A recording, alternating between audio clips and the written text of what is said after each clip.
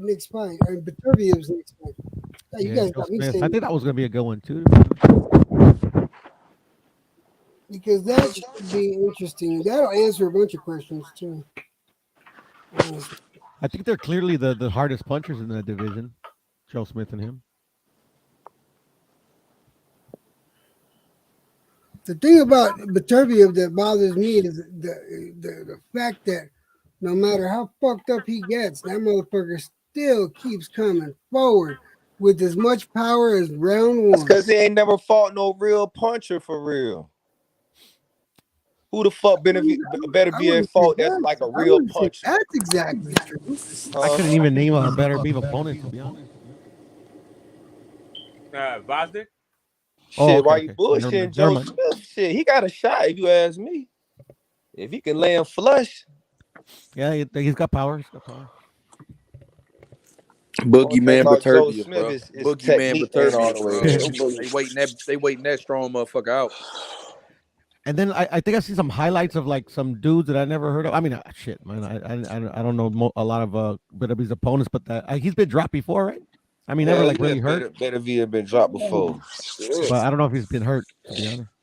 Yeah, he's been hurt before, and the motherfucker Oh yeah, he's even been hurt. getting up and keeps coming back like it was round one. Yeah, Joe Smith got That's shot what's then. scary about him. That's what's scary about him. The motherfucker doesn't quit. Oh yeah, Callum Johnson, right? That's He the don't. dude. That's the Quit dude. is not in his vocabulary. Shit. I think the only way to beat that motherfucker is that if you knock him smooth the fuck out. That'd be crazy if like Joe Smith like knocks him out in 2 rounds and shit. If he can get up on 9 and put them gloves up, he's still coming after you. Man, Joe Smith Jr. could punch harder than Callum. When do they fight anyway? Shit, I forgot. Well, June. June 18th, Debo. New York. The Hulu Theater. The Hulu, huh? Where T.O. fought at last. Yeah, that's what came in my head too. And they try to Now, say you that sure, shit like it though? was the big arena and shit, man.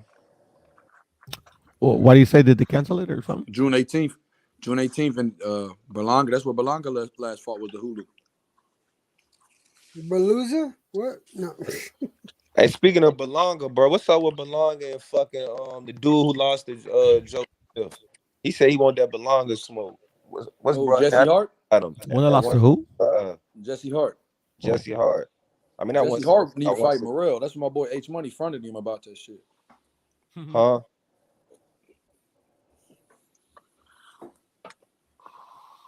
Jesse Hart said he want that Belonga smoke.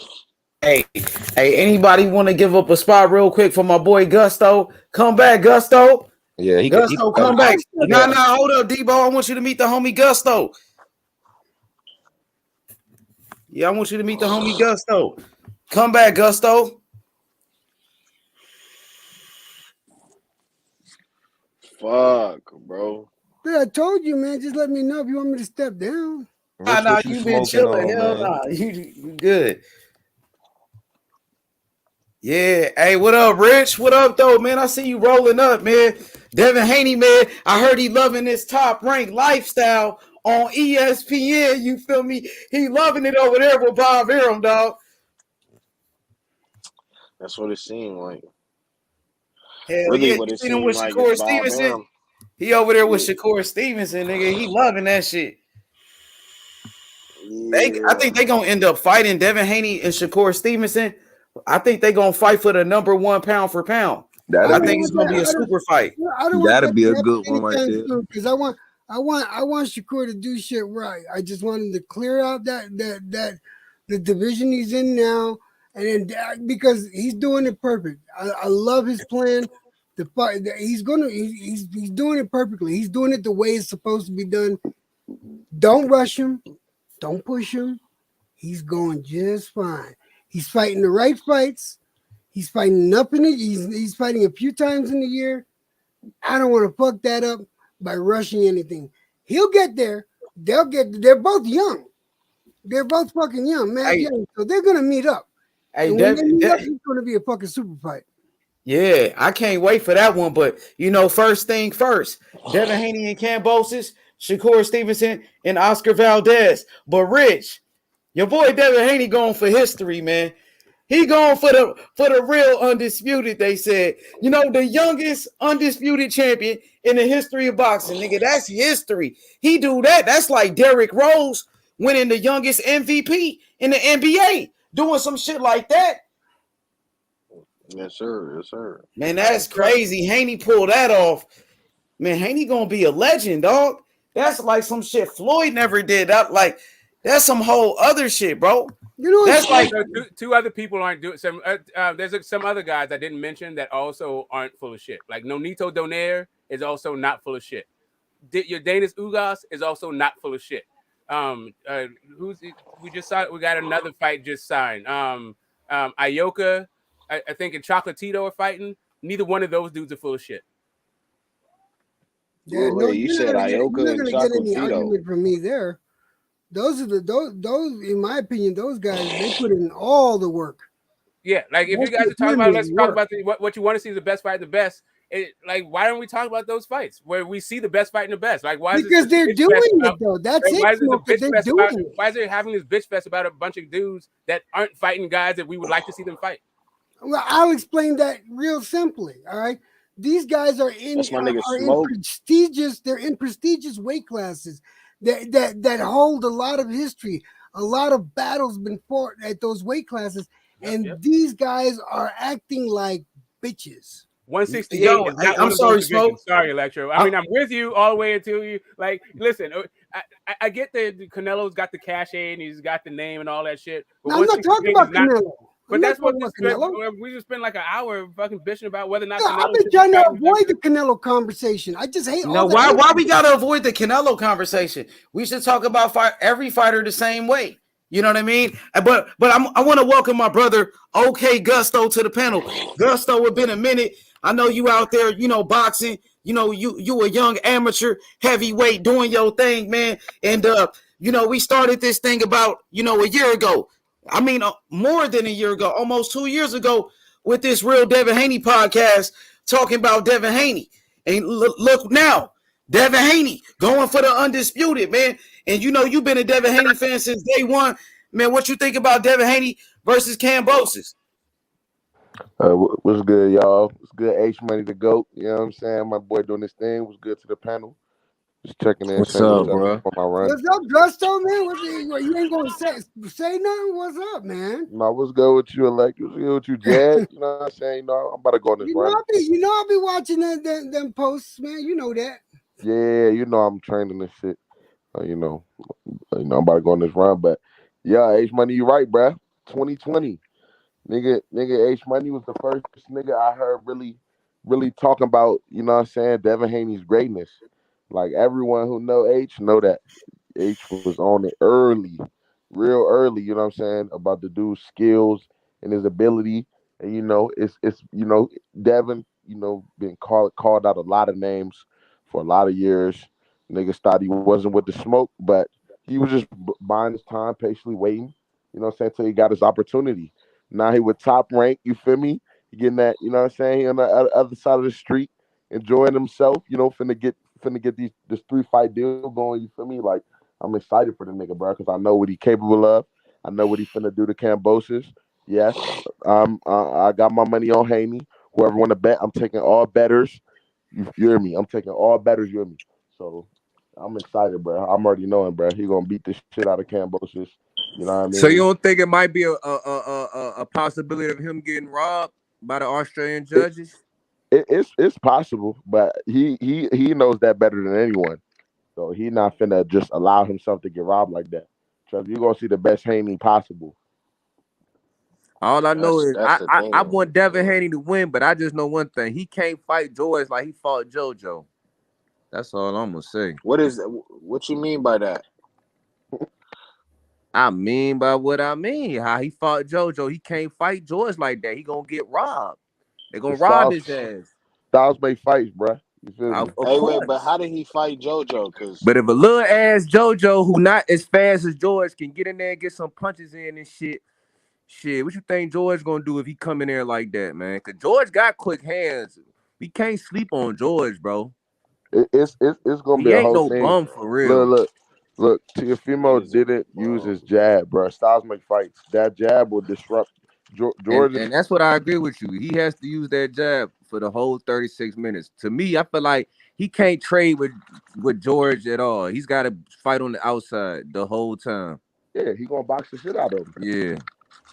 He Bro, I'm can't. not gonna lie. He Why can't did make it a firefight at no point in time in the fight.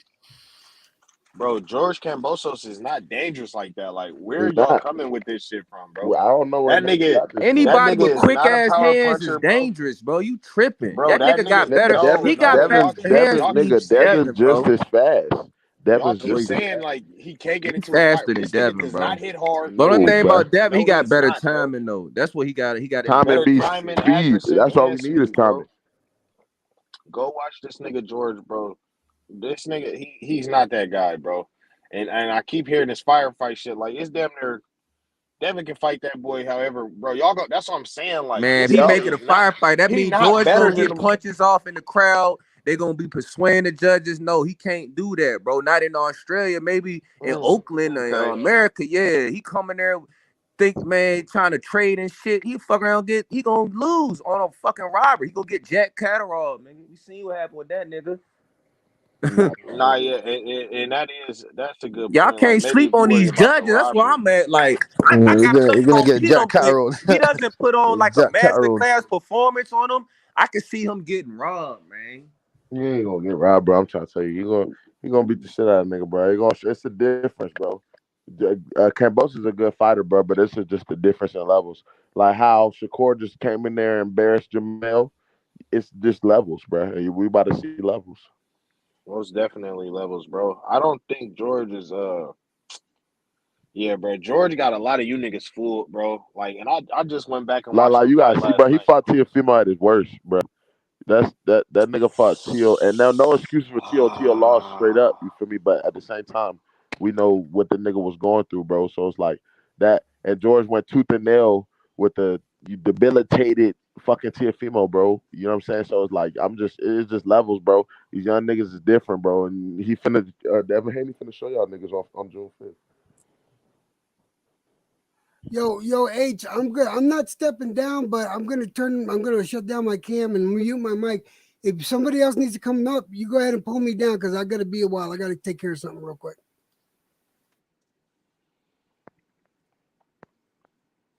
Salute my guy Jed. But nah, So y'all yeah, think Devin wins nah. unanimous decision? Yup, UD. Either that or stop it. I ain't gonna lie, bro. Accumulation of punches. I'm trying to tell you, bro. Yeah, that's what I'm saying. Not a 1 point knockout, but accumulation of punches, bro. Like, and that's the thing. Like, Kambosos call himself disrespecting Devin, bro. Like, that's something different, bro. That's something different. I'm trying to tell you. They laughing at I this ain't gonna let nigga. them He boys being did laugh at his disrespectful. ass. That shit was funny. Him and his dad both laughed at him. Cause you know, bro, with niggas is different, bro. Niggas, bro, we different. Like the way niggas be in the gym and training, bro. Like I see it, bro. It's just a whole difference, bro. Like nigga, he ain't finna come in there with no emotion, none of that shit, nigga. He just finna go do his job, bro, and touch that nigga up. Yeah, bro. Honestly, I keep hearing all this other shit. Like, I don't, like, that's what I'm saying. Like, so motherfuckers must, cause they rating Kambosos real high, bro. And when he make this shit look easier than he did these last couple fights, bro, are y'all just gonna say that this nigga's the greatest ever? You know what I'm saying? Cause they rating Kambosos, Nah, he gotta fight. and as a matter He of fact, gotta beat some more dudes for me you to say got to. that. If he Hey, wait. tax if he tax Kambosos is a Kambosos good twice, fighter. I don't think it's gonna be easier than JoJo. Now, JoJo is a good fighter. JoJo is a southpaw. You know, he gave Gary Russell a good fight, but Gary Russell beat him. And JoJo, not too long ago, he had a draw at 130. And a lot of people thought he lost that fight. You know what I mean? But JoJo came back and beat Javier Fortuna, beat him up. You know yep. what I mean? And Devin Haney beat him. But I think Kambosos, he's better than JoJo Diaz. It's gonna be a tougher fight than JoJo, because Kambosos is bigger than JoJo. Kambosos is a good fighter, Gusto. Kambosos, He he can bigger, box. faster, quicker. That motherfucker can Yeah, he box. bigger, but he Kambosos. ain't bigger than He Devin. not better than JoJo, bro. I'm not Yeah, gonna lie to I you. What? think he better than I JoJo, think he dog. better That than nigga JoJo JoJo is too. gonna prove a lot of you niggas wrong, bro. I'm gonna keep it a band, bro. I don't know, bro. Kambosos would beat JoJo for sure. Cambosos is not, bro. I don't know, bro. Cambosos I barely honestly beat think Lee bro, Selby, bro. JoJo's an Olympian, bro. I think JoJo's sharper Bro, than. Kambosos is a unified champion. Yeah, no, for sure. But I don't know, bro. I said he just beat Teofimo at Tiafimo's worse, bro. That Well, wasn't even the best Tiafimo. You feel well, me? he also beat Lee Selby and he beat Mickey Bay. So Yeah, he was already a good fighter before the TO fight. no, he is a good fighter. You know, he sparred all them rounds with Manny Pacquiao. He's very quick. He does things, but I just Yeah, that motherfucker don't get tired too. yeah, He no, he don't in get shape. tired at all, dog. He live a Kambosos, lifestyle. He do he what he been a supposed good to. fighter though, Gusto. That's what I'm saying. Yeah, no, I'm not saying. I'm just saying it's levels though. But I feel like just the sharpness, reaction, reflexes, just IQ. It's just levels, and I He don't got think. good reflexes too. He got a good boxing IQ.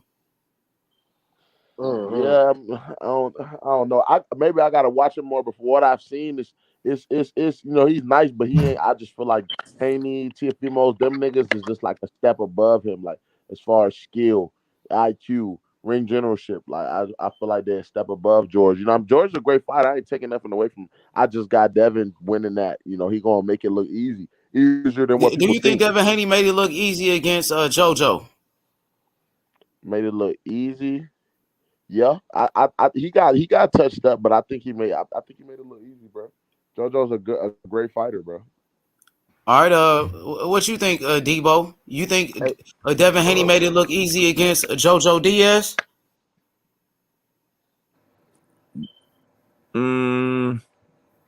Was it an easy fight? Yeah. But the thing is, even though I think he made it look easy, I feel like he can't fight George that way. Like he gotta come even more prepared, more better than how he fought JoJo. You know what I'm saying? But he did make it look easy a little bit against JoJo shit. He was unscathed, you know what I'm saying, motherfucker? But JoJo hit him with some big shots, Yeah, JoJo Debo. did caught him with some shit though, but he ate all that shit. But I just That should think he have needs blocked to. him Yeah, as everybody he getting got hit with to. something. Yeah, he can't. But He Core got to don't be fight getting better hit than how like he that. did to JoJo. Shakur That's don't be getting Shakur hit like though. that. That's that's Shakur. Shakur, Look at bro. think about how George Kambosos was getting hit by T.O. last fight, bro. But nigga, Like, that's T.O. Nigga, but T.O. a nigga, beast. Nigga. T.O. is fucking bro. I'm trying to tell you, bro. It's gonna be so bad for George, bro. It's bad Yeah, for him, bro. He bro. like, I'd be bro. very George got surprised like, if that nigga bro. didn't serve George, him. nigga. George got like tailor made for this nigga Devin. Like, that's the exact nigga you want to fight Has for Devin Devin. Haney been in the ring with somebody like Kambosos before? Bro, I'm talking about their styles, bro. As far All as right, let's break it down. Okay, let's look at Devin Haney's fights. Okay, Devin Haney and Gamboa. What you thought about that fight? I feel like you know it could have been a better. I feel like he won all 12 rounds, but I feel like he should have got Gamboa out of there. That's how I feel. But I feel like he won all 12 rounds. He dominated him. He just played it safe. Bro, that nigga hand was messed up, bro. He wasn't even throwing that right hand for real. Nah, he wasn't. And I say he played it safe. And then you see he jumped in the water, was really embarrassing the shit out of Linares. Niggas like to focus on the last like nigga. I watched that fight multiple times, nigga. That nigga got hurt in the 10th and really was hurt for like a round or so and came back on and finished the fight decently. Like niggas focus on the wrong shit. He beat the fuck out of Linares, jumped and got hurt trying to please the fans and shit. Like, nigga, if he stick to his game plan, bro, niggas can't fuck with him, bro. I'm trying to tell you, he's fast as shit. I Okay, think he's faster than people giving him credit for. do His you, IQ sharp. He's there. He gets hit, but it's not frequent. And to me, I don't know where niggas are saying he don't got a chin, bro. He never went down, bro. All the other prospects I done okay? seen these niggas go down. Do you think Devin Haney made it look easy against Linares? There, Was yes. that fight easy? Yep.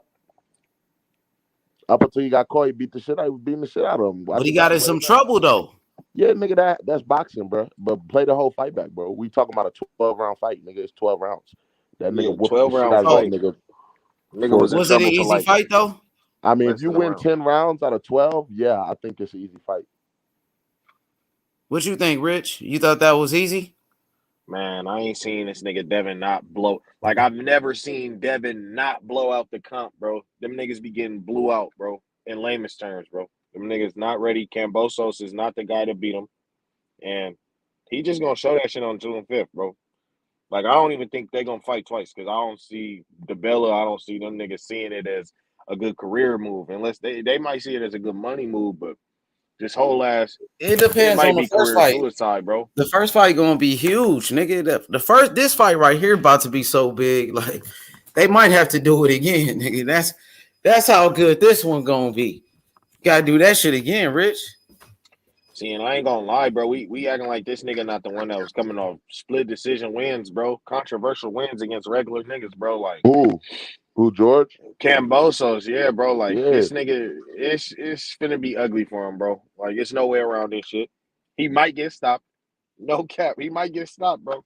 Like that's all I can think about is him getting stopped, bro. My nigga Devin finna be a star. Kambosos is just a fly on the wall. On God, he is. Like I was honestly more worried about the Linares fight and the JoJo fight. Shit, not the Gamboa fight, Yeah, not again, bro. Nah, but I was way more. I had way more like anxiety about the Linares fight. That's real power. That's real. That's an offensive powerhouse. The JoJo and fight, Lars fast as shit too. That fast nigga, and strong. He way faster than strong, and like a better puncher than George and hella shit. Like, bro, George yeah, is bro. finna Like look let's very not, bro. regular. George is not the biggest puncher, so he not he not gonna have to worry about no power or nothing. Like nigga, George ain't no big ass puncher. So I mean, he could punch, but he ain't like he not a big puncher. So just he gonna surgically, mathematically break him down, bro. He gonna use his jab. He gonna, what I'm saying, walk him in the shots, turn him, counter him. You know what I mean? We know what Kambosos gonna try to do, man. That's why when he's I saying he gonna neutralize everything Kambosos do, watch, bro. When he win that jab battle, bro, it's a wrap from there, bro. He's just gonna control the pace of the fight, bro.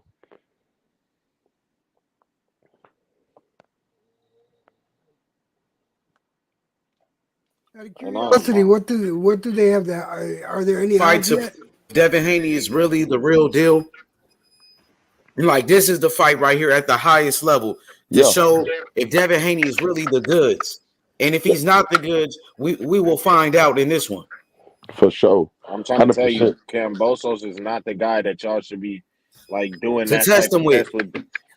Kambosos is not the guy. I'm telling you, bro. If Devin Haney beats the shit out of Kambosos, the way I'm telling y'all it's gonna happen, right?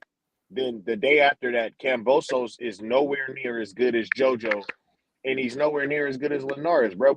We not even gonna talk about the nigga the same. Like, let's say his career goes down here from now, where he's not gonna be seen in the same light as Linares. Well, actually, he'll have the same accomplishment. He'll be a lineal champion in the lightweight division, bro. Yeah, But nobody will think about him the same way as they think about Linares or JoJo. Damn near or Gamboa. Like, that's what I'm saying. Like Kambosos really didn't do shit. We got to remember, like, this nigga was coming off. Well, I don't count the TO as a split decision. That was unanimous. But before that, he's coming off 2 split decisions to Mickey Bay and what's the name, bro. He's still that guy, bro. It's always gonna be styles make fights, bro. He's finna get whooped up bad, and then I feel like motherfuckers gonna regret saying that. Oh, this is the fight right here to show if Devin Haney like nah. The fight where that would have been the Linares fight for real, bro, or the fucking shit. You could damn near even say the Gamboa fight, the JoJo fight. You feel me? Niggas not outboxing Linares. Gamboa and damn near only lost to elite niggas, and JoJo only lost to elite niggas. You feel what I'm like, saying, Cam? like, like, I feel like people don't, bro. Like, nigga, the shit he been doing, like, yeah, these dudes are a little older, but like the shit Devin been doing to like Linares, Gamboa, like Woody and JoJo, like how he just beating these niggas at least by, what I'm saying, over 4 rounds. Like he be, what I'm saying, whooping these nigga by 4 rounds, bro. And these are good. These are really good fighters, bro. Like Linares is a really good fighter, bro. He crushing them. You know what I'm saying? It just shows to me. It shows the skill difference, bro. And that's it. Like I like Kambosos. I think he's tough. He in shape. He gonna come in shape. But as far as breakdowns, bro, like Kambosos like to use that jab and left hook, bro, and that's just an easy counter. It's an easy counter for Dev, bro. Very easy, bro. That's what I'm saying. He knocked Teal down with that overhand right. But if you see that like the shot, that was a lazy throwaway jab that Teal did. Devin doesn't do that. Devin doesn't throw lazy jabs, bro. You feel me? That's how Teal got knocked down. He threw a lazy jab. That's an easy counter, easy pull. You know what I mean? Devin's not gonna do no lazy shit like that, bro. And he gonna The disrupt only all reason of that Georgia's timing. the only reason that Lopez went down to that was because he walked right into it with with the jab. He just Yeah. walked into it. It was just perfect timing. That's Yeah, all it's it perfect was. timing. That's what I'm saying. And that's what I'm saying. If you use a sharp jab, bro, like as boxers, bro, if I'm coming from a fighter, bro, everyone, even non-fighters, y'all know, bro, timing beats speed, bro. And the way you disrupt a nigga's timing, nigga, is with the jab, bro.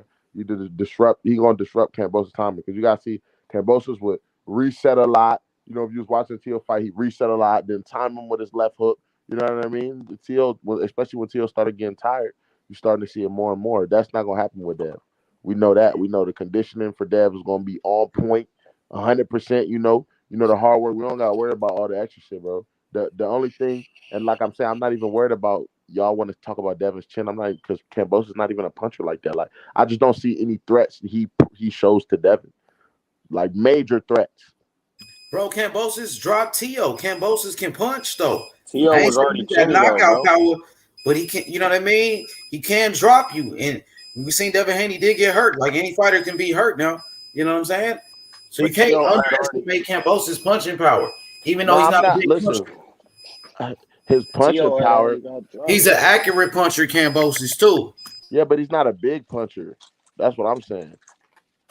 He's sharp. He's a sharp boxer. Like Oh, he's he's not a big. big puncher. Yeah, you're right. He's not a Yeah, big puncher. that's all I'm saying. That's why I'm not But that you worried. think he can hurt Devin Haney with his type of Um, power? I mean, because his is mostly timing. Like if he times Devin, yeah, I think he could. It would be, I think he might put him down. Like if he times him, but what's the chances? That's my breakdown. I believe Devin won't allow him to be set. Devin won't allow himself to get timed. He will get touched. It is boxing. Everyone gets touched, but I don't think it'll be any significant punches to put him down. You know what I mean? Like I said, he's a sharp puncher. Kambosos, all credit to Kambosos. I'm not trying to take nothing away from him. I just believe he doesn't. I believe Devin's on a different level, bro. That's all I'm trying to explain.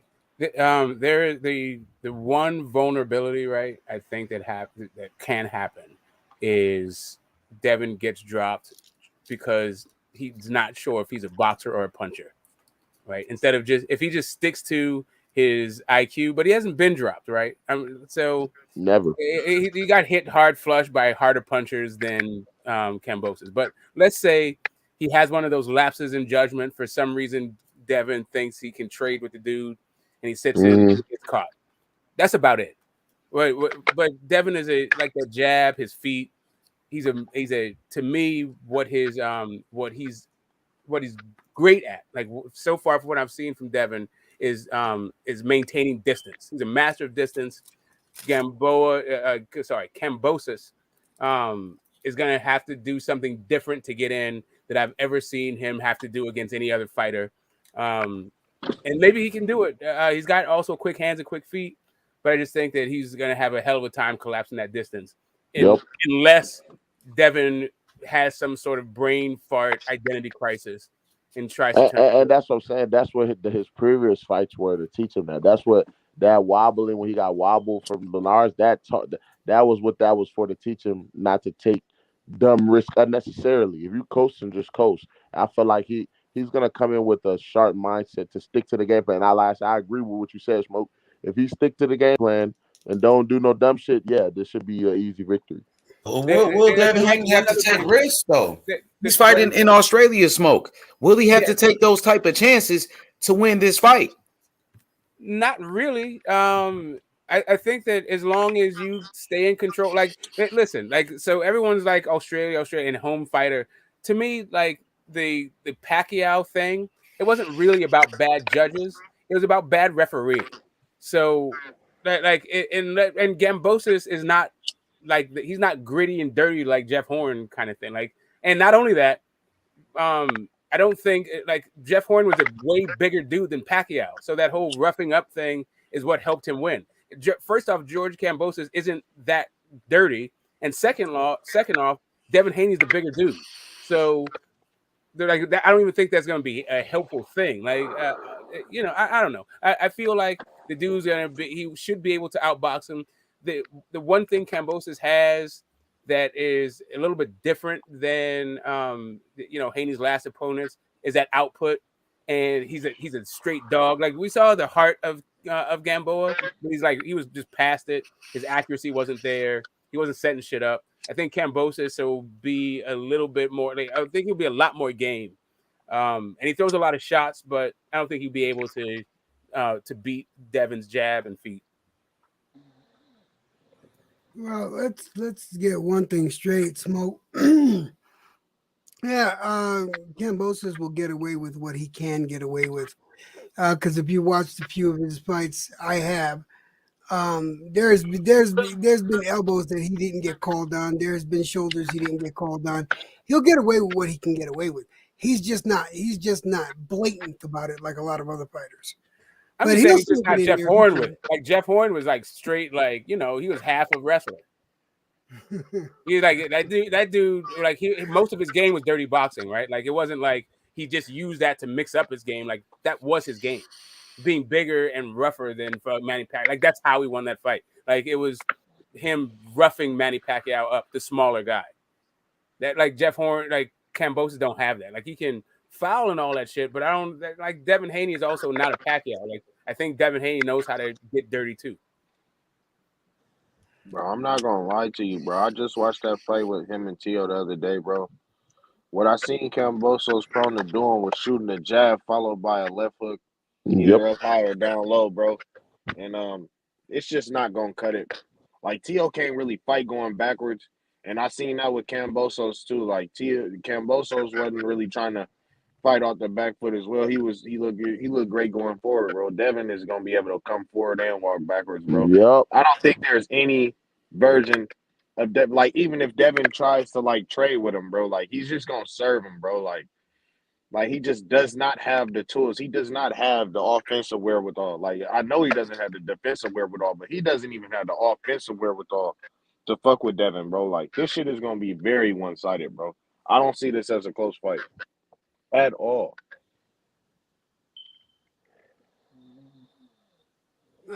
Rich, you might be underestimating Kambosos in this fight. I think you might be sleeping on Kambosos, Rich.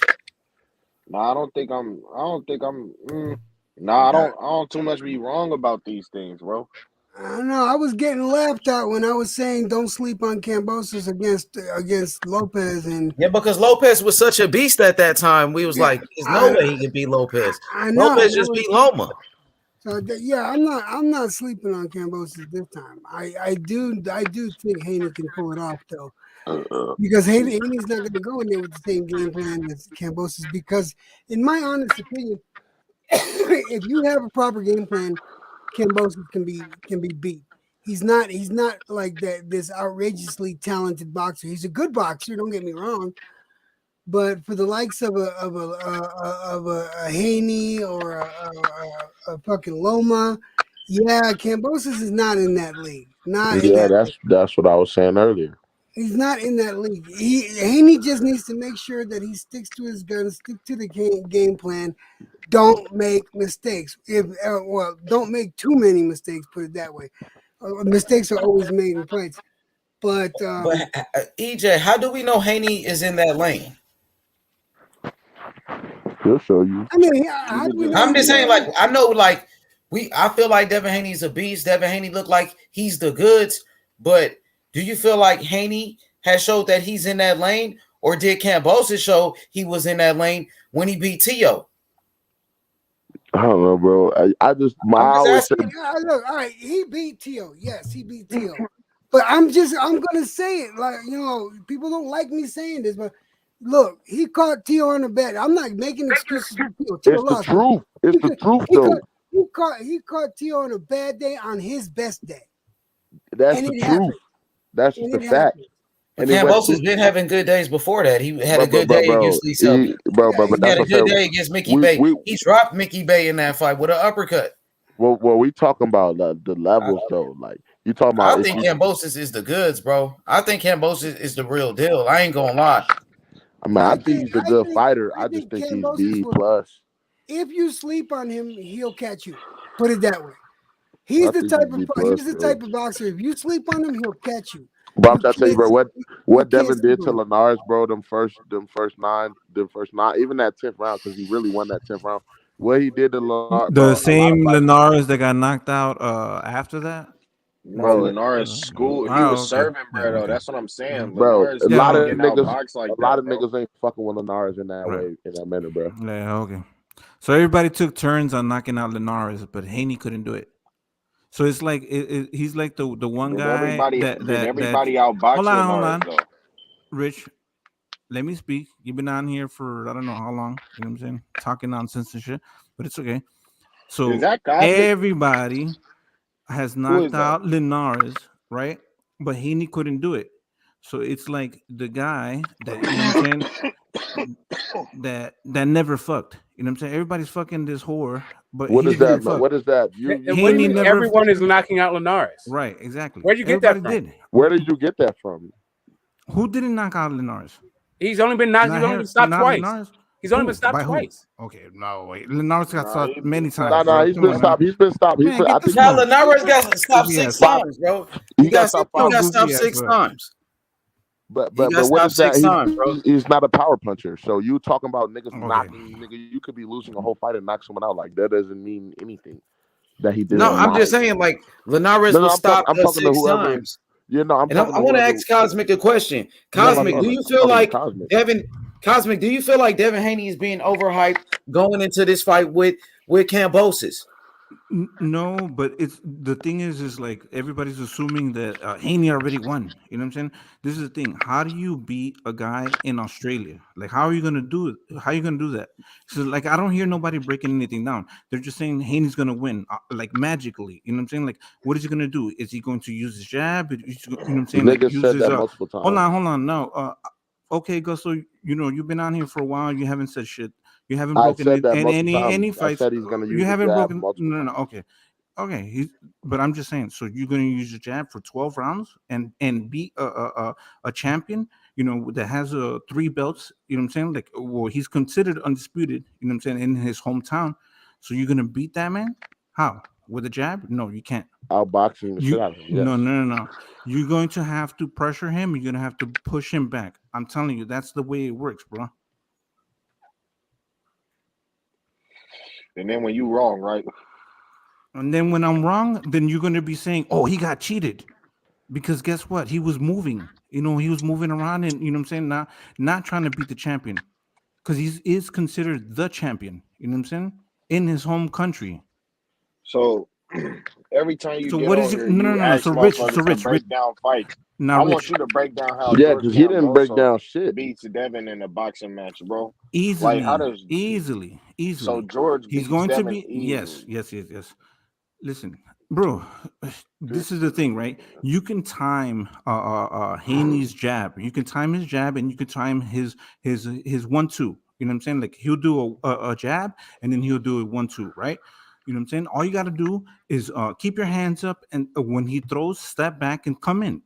And Kambosos has the speed to jump in and out. You know what I'm saying? He has the little irky jerky, Manny Pacquiao kind of, you know what I'm saying, step in and step out with his jab and then circle. You know what I'm saying? He has that karate style. You know what I'm saying? Like he has a high guard and then he's real thin and lean. And when he jumps in and jumps out, and then he throws combinations. And he is willing to throw combination, and that's what you need to do. Yeah, but there's the way to offset. And he has the chin, though. He has the chin to also, you know, There's what a I'm way saying, to like offset. What not makes be you think afraid he from has a Haney. chin, bro? He went down. Bro, he got, And but he was Tio getting don't hit even by got a chin, bro. Teofimo. But he was getting hit by Teofimo. Teofimo's a big Bro, motherfucker. He's not everybody a was small getting hit dude. by Come on now. Teofimo, bro. Everybody was getting Right. hit by Teofimo. And Nakatani was getting hit by Teofimo. did he get Lomachenko was knocked getting out? hit by. The only No, that's person, the whole point. No. Lomachenko That's didn't the get knocked point, out. bro. That's his point. The Bro, majority of the people get knocked out though by Teofimo though. bro. How many Come on, fights does man. Tio have? Never mind, All bro. right, okay. So break it down, Rich. I just broke it down. I just gave you the scenario. You know what I'm saying? You're just saying, "Oh, Devin Haney's gonna But win," but you're not saying anything you like was that. obviously kidding, bro. You was kidding because you said Kambosos to beat him easy. So you wasn't serious. When I'm in the chat, don't take me serious. It's okay. When I get on the panel, and I'm gonna break this shit down. So No. But be worried but about you me when I couldn't get have on the been panel. serious. You know what I mean? I'm talking about what you Yeah, just said right. on the Who's panel, talking? dude.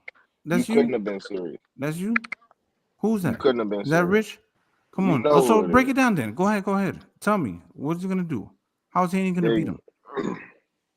Niggas not finna keep saying this shit, bro. Kambosos You is haven't regular, said bro. anything. Come on. We did It's break what it you're down saying. multiple times, nigga. So You that's just the not thing. listening, nigga. You Oh, got it's Like you selective was he's on hearing. here. You was on regular. here. He's regular. Regular. No, very, Nigga, very the Regular nigga limited. got what? There ain't selective really Regular no hearing. point of breaking it down. punching and things Kambosos, like that. I haven't said shit, Kambosos. bro. I Shut the Niggas can't fuck already think up. of broke it one down, thing nigga. You got selective Kambosos hearing. does You hear right what Nah, you you want to regularly, hear. haven't, bro. motherfucker. It's they Yeah, do we shit have. Nah, you like haven't. You like saying like he's regular, he's Nigga, basic, just you know what I'm because you saying? Blah don't blah blah. agree Come on, with shut the, your the goofy ass assessment up, bro. doesn't mean Who it is wasn't this a fucking breakdown, weirdo nigga. You come just don't talking right agree. now? You believe that in order to Go win, he has ahead. to Okay, walk forward listen. and fight Stop fight arguing aggressive. and break it down. Nigga, I Stop already arguing bro. and did. break Even it Nigga, you down. just bro, because you even Okay. don't if Devin agree Then walked doesn't forward, repeat it. that's Repeat it again. Say it like again. repeating even if shit, Devin nigga. walked forward, Right, he would exactly. beat You the can't. shit Shut the out of fuck up. Nigga, Kambosos, I Stop bro. talking did. like you know boxing and you I fucking do can't know even break boxing, a Kambosos bitch. is fucking I not fight a box. down. less. Shut your Pussy. goofy ass I up. box. Kambosos is not a more Dumbass nigga. Goofy offensively ass gifted motherfucker. fighter than JoJo Okay, then or break it fucking down. Laverne, bro. Right. You're comparing fighters, right? Okay. And Bro, Jojo wasn't touching them up? Jojo dude. wasn't touching them up? Dude. I would never have a boxing conversation with a man that said Kambosos to beat Devin easy. You not even talking about the same sport I'm talking about. Right. And you still can't Like break that it nigga down barely, though. he barely You beat still can't T.O. break it easy, and down. I just T.O. told got you. bad feet. I just told you. You I still didn't hear can't you break it break. I down. didn't hear Come you on. break anything. You first of all, you compared George Kambosos' style to Manny Pacquiao's too. You're trash. Hey, what? I'm Yes. sorry. Hey, what y'all think about Havoc in the comment section saying Devin Haney defense is overrated? Saying Devin Haney defense is overrated. What y'all think about that? What? How do you rate his defense? Like, who says it's overrated according to who? Like, who says that? I don't even know what that means. I think it's properly rated.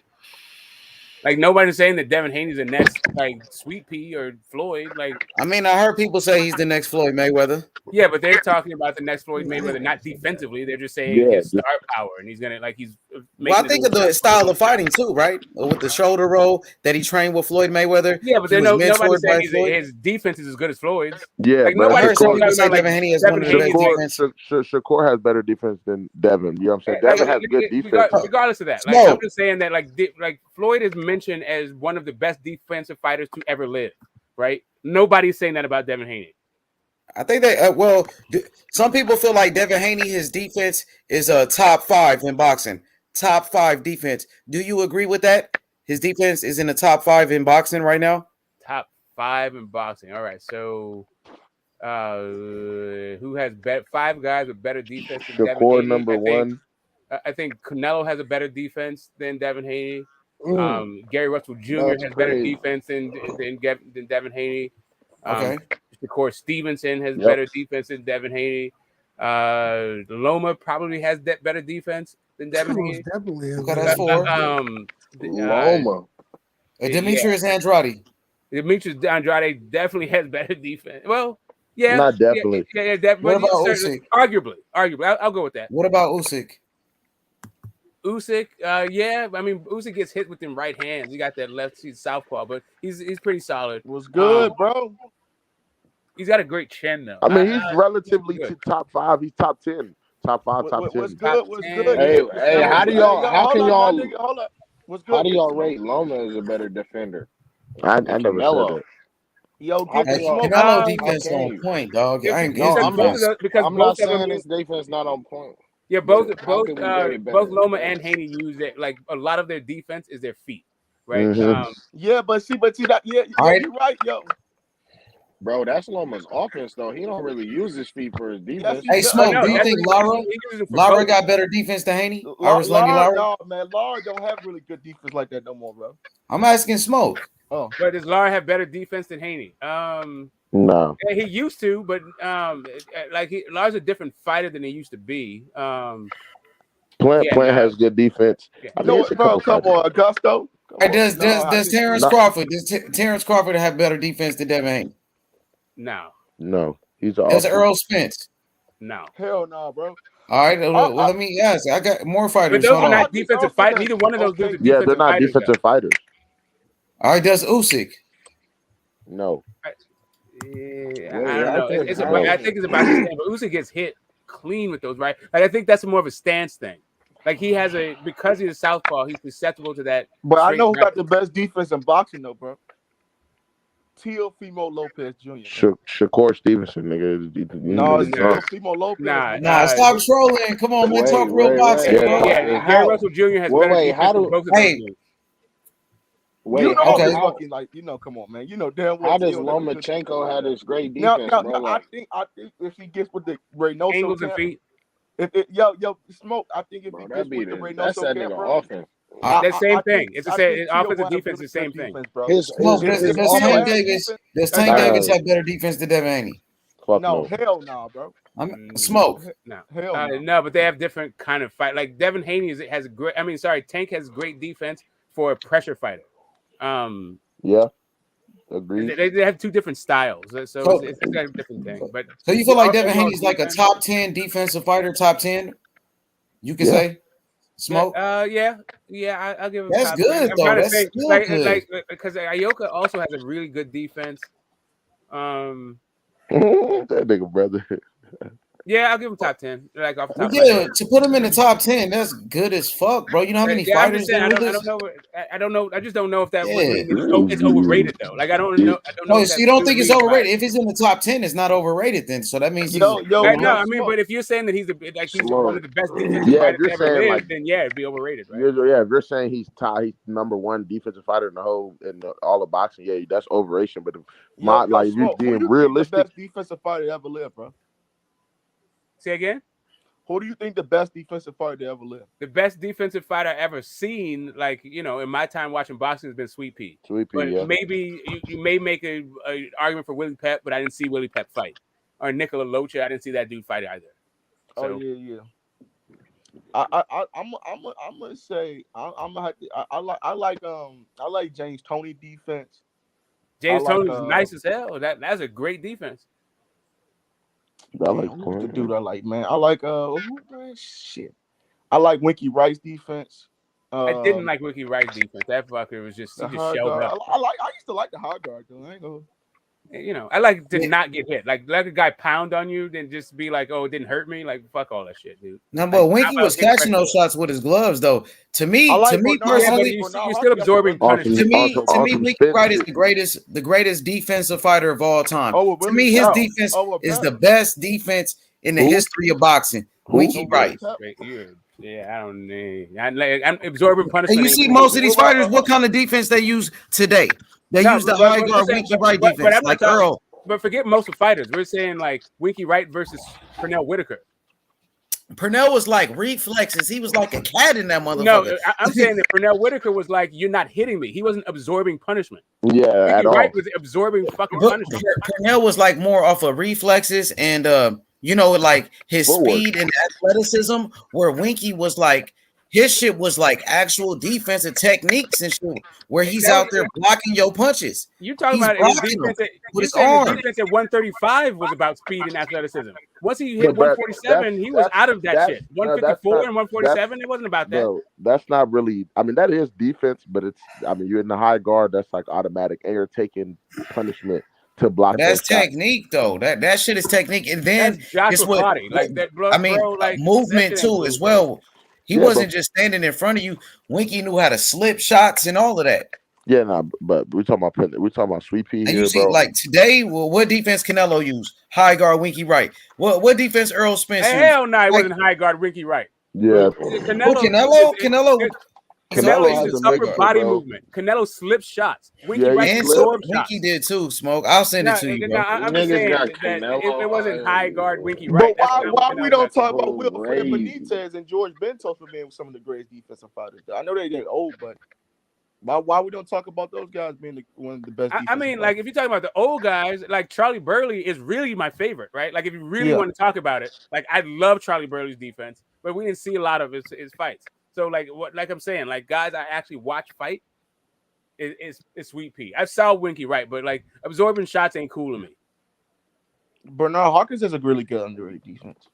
Andre Ward, yeah, those are great defense. Andre Ward's a hell of a defensive fighter, but yeah, I'm not gonna put him up. Like I think Devin Haney's defense is better than Andre Ward.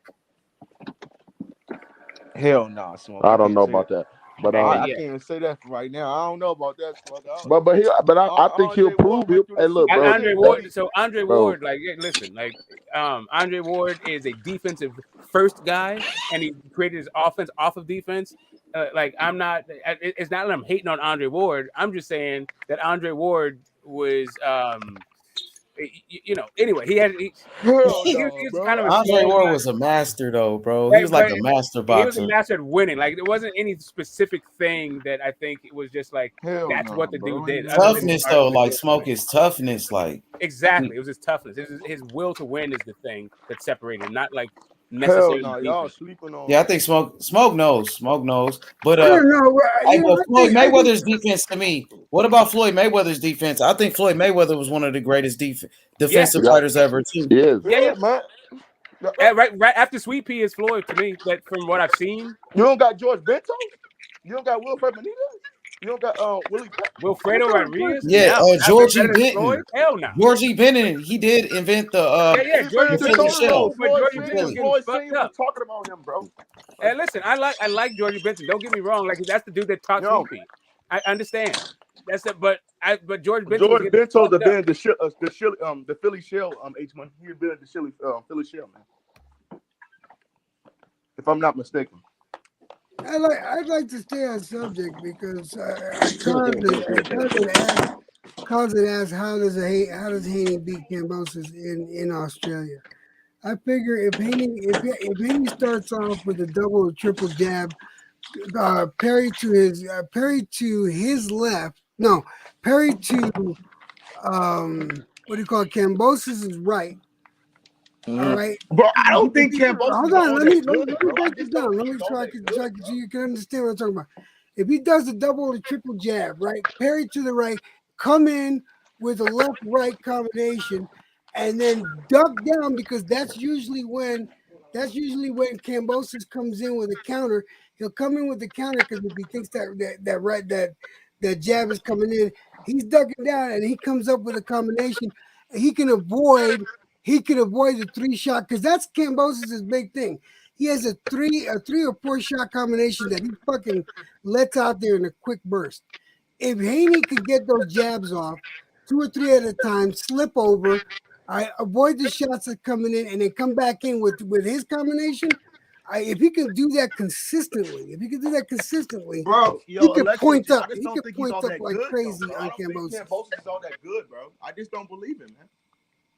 Bro, all you He gotta beat do is, Tio by Kambosos is split better decision, than bro, you're and he giving got him knocked down in credit the fight, for. bro. It was a back Yeah, and forth bro. fight, bro. Kambosos. See, you're falling asleep on this guy, and you gotta have a plan with him. You're falling. But it's He's not about. better I than just you. think it's the style, bro.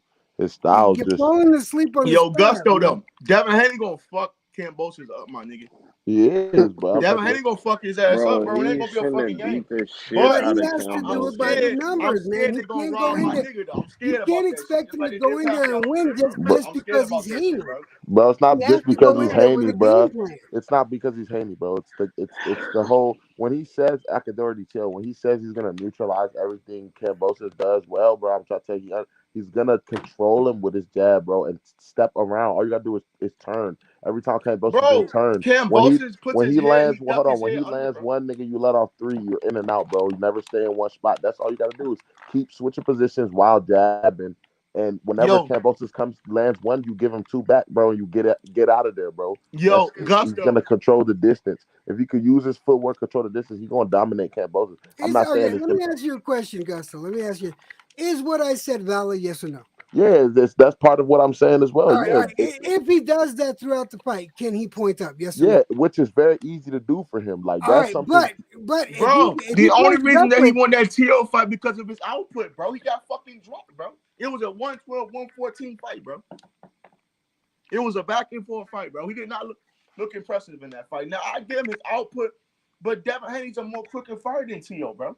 He's not gonna be dead and hit for That's T.O., what I'm bro. saying. He's gonna use his feet, bro. He's gonna Jab and use, bro. turn, It's bro. gonna be he's Bro, gonna it's out. hard for me to Kambosos talk is in gonna be depth about outboxed, this bro. I'm fight, trying bro, to tell because people, this shit bro. is finna be so easy. Like, it's I not don't really think like Kambosos is all it's that good, simple man. I shit, just think bro. he had an It's not unhealthy really a T.O. fight Before that you Lopez really that night, go in bro, in the depth ring. about, bro.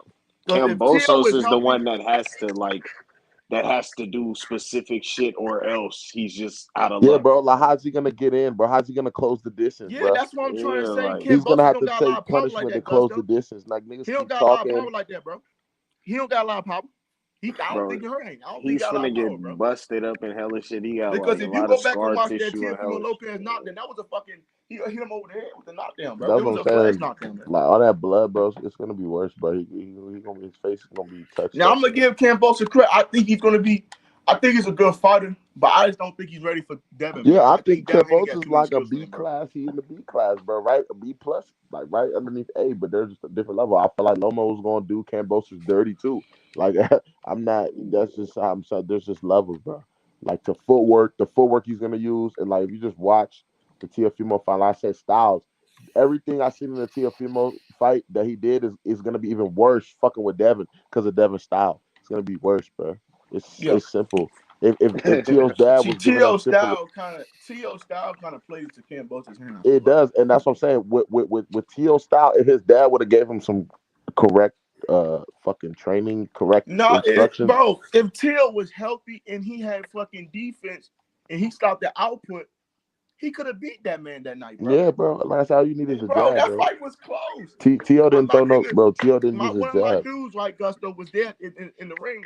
Oh, that was a split decision win, and we knew Till was going through stuff, bro. Bro, He T.O. should have just knocked didn't out use his Kambosos jab, bro. Lopez that night, bro. Just If that shit was true, I don't care what anybody said. He should have stopped T.O. that night, bro. Yeah, if he had holes in his chest, bro, what, nigga? Bro, he did not have holes in his chest, bro. He didn't have, I'm bro. saying That what, was that nigga talking after the fight as if he had holes in his chest, or bro. was he I not don't even know. I'm breathing not saying hard? it's true or not. I'm just saying we It know is for true. Yo, Gusto, ESPN report did come out, and Top Rank did release a statement about T.O.'s lung I problems. don't give a fuck about a Top Rank report.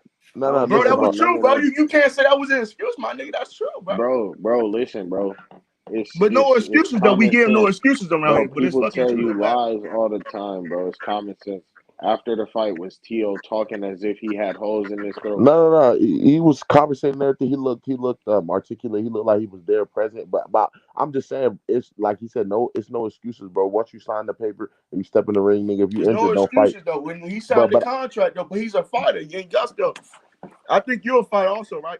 yeah, I box. You know how I feel. You know how you don't want to make no excuse about no stuff. You a warrior. You get in the ring. You fight. I don't know if you guys So watched the it doesn't same matter fight I about watched. where he at.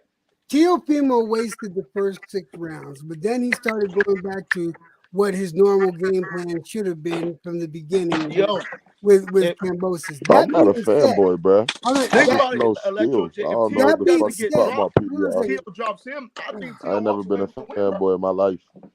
that being said, Just all right, because Teo, niggas is explaining what's gonna happen, niggas think no one's fanboying. I don't know where you niggas is getting that from, bro. Niggas just explaining what they believe.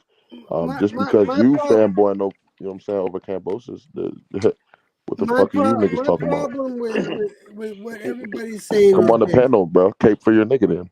I'm not saying, my problem with what everybody's saying is this. After round 6, Teo started fighting right. He finally started fighting right. That's Okay. bro. Come on, man. No, You no, I'm Bro, gonna call it like I bro. see it. I wrote down the notes. I Hell got no, bro. Jed, my this is notes. that's Way close to when people I had bro. got him. I, That I just got I got my That notes fight that's was a here. like I fire gotta in fact, the watch air to bro. that some fight. people. That's a I fact, don't bro. go off from memory. I go back Bro, and Tio double finished the check. fight off stronger than They he gonna say started it. Kambosos gave That's that man another reason that's a why I fucking lie. don't believe that nigga had holes in his neck. Cause he finished the fight off stronger. He dropped him in round 10. He was getting that nigga Tio was fine, bro. No, he wasn't, bro. No, That shit that was man wasn't damage fucking control, lying at bro. all, bro. I So, That can't shit say so that man was lying.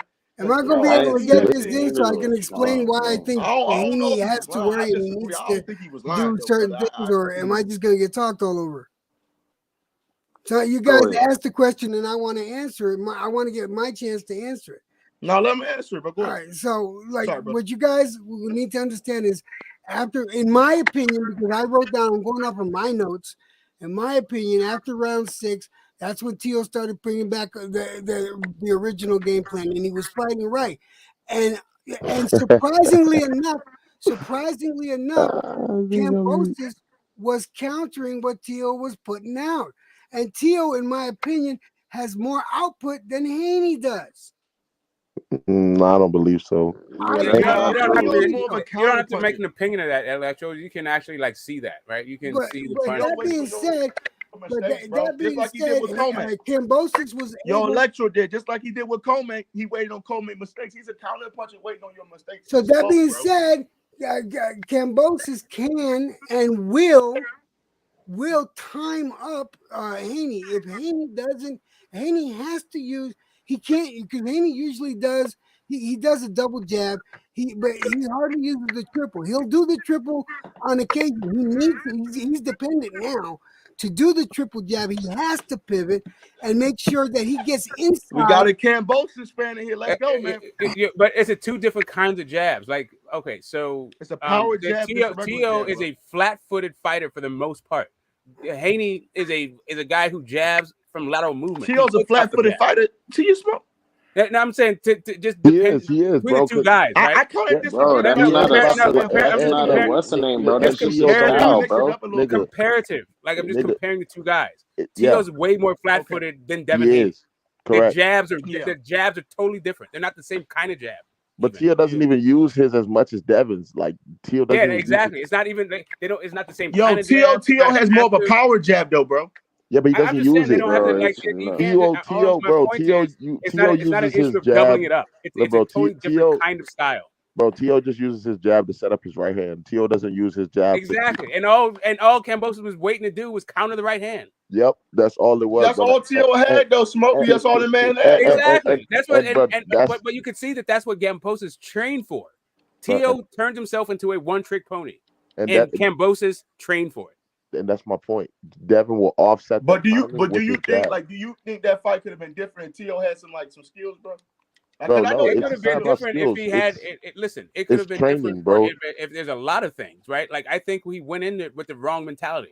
Like he went in that fight still riding the high off of the Loma fight. Since they've been focused on Lomachenko for 2 years, right? There was still on some "I told you so" and I'm the best thing. They weren't looking at the fighter right in front of them, so they didn't plan for him. Meanwhile, Kambosos literally trained for Teofimo, and you could tell that he trained for Teofimo. Like, Tio thought he was going to knock him out. He was trying to knock him out. He got dropped trying to knock him out. He kind of settled down into his patterns. But at that point, we saw in the Nakatani fight that his defense needed work, and he didn't work it out. Like even once. But we saw those videos with him working on defense. I got it. Whatever the hell it is in videos, right? It didn't show up in fights. As soon as Loma started throwing punches, Tio started getting touched. It's when Kambosos was throwing punches, Tio was getting touched. The Comey fight was over pretty quick, and Comey's not that great. To me, he's not that great, but whatever. No, I can't say that, Smoke. I know, but you didn't. I'm the one who said it. You don't have to say it. I'm the one who said it. I get what you say, bro. You don't have to say it. I'm saying it for you. I'm telling you, like I never thought Beltran was that great, right? Like I thought Beltran was cool. I liked the dude. He's a workhorse. He had a lot of heart. Bro, I like the guy personally, but as far as his skill level, Ray Beltran was. Bro, you niggas in the comments. I don't know how you guys. Excuse me. I don't know how you guys are like disregarding Kambosos so much, making out Haney. They're not disregarding them, bro. No one's disregarding Kambosos. Yeah, you are. You are. You're like saying it's going to be easy. Bro, he got a split decision with a nigga that had You're saying it's going to be easy. Like Selby's got a better record. He's achieved more. A better record. Lee Selby. Is that what you came up here to argue? Lee Selby? No, I came up here to tell you that. Bro, come on, Selby's had more adversity. He's fought away. He fought dudes in their featherweight. You mean? At fighting at dudes in their nigga fought Lee Selby, bro. More than nigga fought Lee Selby, bro. And not playing safe. You do realize that Lee Selby spent most of his career. You do realize that Haney's had it all nice and safe. But you're talking. You just said about it. He went through a bunch of fight smaller dudes. Nigga, I'm just telling you, this is my opinion, bro. That is your opinion. And you're just and you're making out Kambosos is just small little no, thing. bro, he's not small, bro. No, I mean,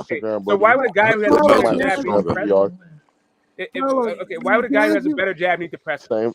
Same name, bro. Yeah, he's going to be on the safe. He's going to be boxing safe behind the jab. Gusto That's Yeah, what he correct. does. So why does he have to press him? bro. Go check my Instagram, bro. Because Kambosos is going to be pressing him. Right, I'm saying you're I'm saying just that Devin Yeah, Haney said he Kambosos wanted is to going do. to press That's him. all it is. Kambosos is So going I to got it. press him So do you with think that you pressure. can? no Right. one With the left With hook, both left shots, hook. can I talk to? real live fanboys. Right. So I All right, play reverse psychology. can I talk to the No, guy Kambosos about? Can I you're the talk to the guy fanboy about for the Haney. fight or not?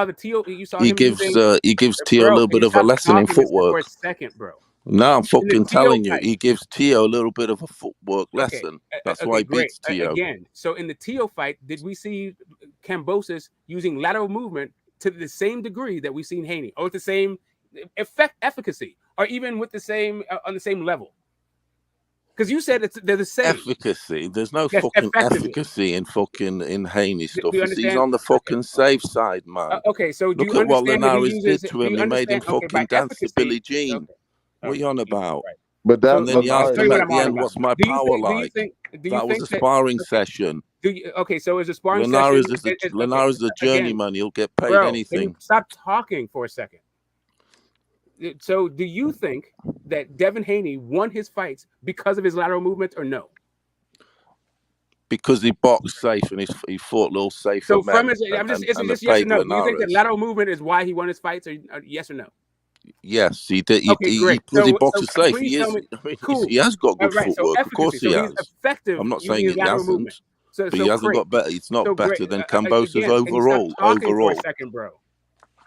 So Haney is effective using lateral movement. He wins fights using Effective on lateral the movement. back foot, yes, but he's not very Great. effective coming Awesome. forward on the So, offense. His footwork awesome. offense in I and out is didn't not ask very you. good. I didn't ask any of that stuff. Okay. Can you please just stop talking for a second? So now, tell me I'm gonna start telling people stop talking for a second. No, I've I'm been trying to get it. I'm trying to understand something, Electro. Goddamn, bro, can I just ask the dude a second? Can I ask him something? Y'all won't stop.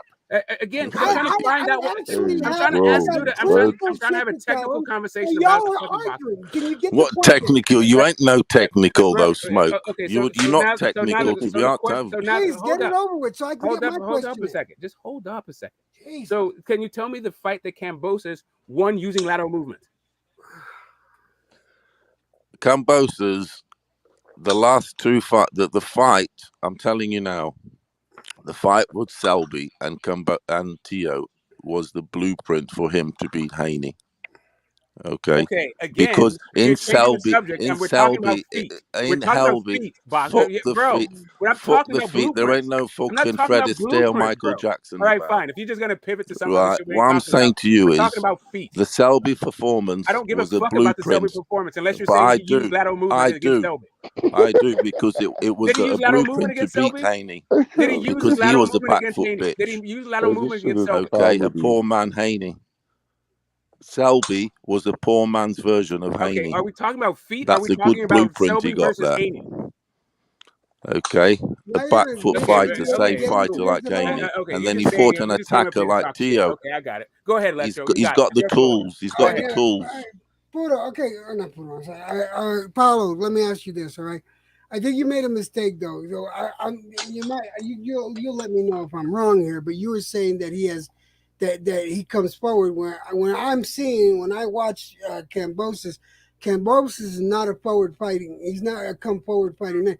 He's a wait, He step back, counters. 2 step. No, wait, please. He waits. He'll take 2 steps back and to counter someone else coming forward. This is what I'm worried about with Haney because Haney has a habit of coming in with a jab and then coming in automatically with trying to get a combo, which would be bad because that's exactly what Kambosos counters. Kambosos comes in, he'll take the 2 steps back, come 3 steps forward with a 4-punch combination. I know because I just now watched him do it. I've been watching this, so I knew what I saw. Now There you I'm go. saying Better combinations also. but listen, his lateral movement was lacking there, and this is why I was saying Haney can beat him and gather up points if Haney throws a triple jab, at least a triple jab out there, and pivot to Kambosos'. Let me make sure I got this right. Kambosos, he has to pivot to Kambosos' left. All right, to get around it before that punch comes through, because he'll be setting up that punch because he's waiting to come in with his 2 or 3 step. So it's all about the jab. Is that you got to win it with the No, jab? it's not all about the jab. I I'm mean, saying triple jab. he's Why is got he to not? When's throw he that going to triple throw that jab. right hand?